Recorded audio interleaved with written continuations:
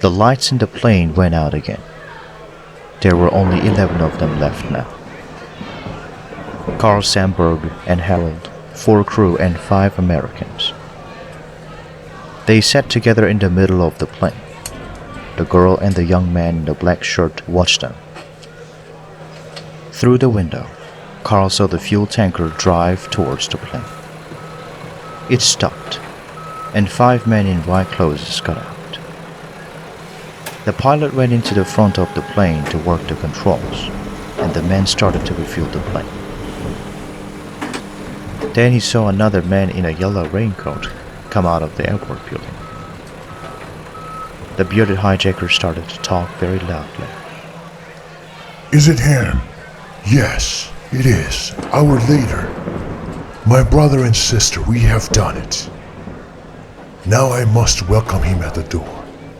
You, brother, watch the pilot in the cabin. And sister, watch the passengers. Carl Sandburg watched the man in the yellow coat walk nearer. He could only see one man at the back of the plane, refueling it. He thought the others were under the plane somewhere, but he did not know where. Harold put his hand on Carl's arm. Carl looked at him. Harold did not speak, but he was looking at the girl very carefully. As the door opened, the man with the yellow coat came in. The girl turned to look.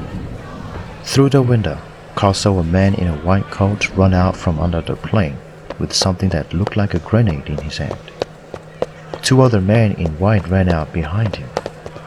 The man's arm went up and threw the grenade through the open door. There was a very loud bang at the front of the plane, and a flash of white light that burned Carl's eyes. Almost immediately, there was an even louder bang bang, and 2 more flashes of white light.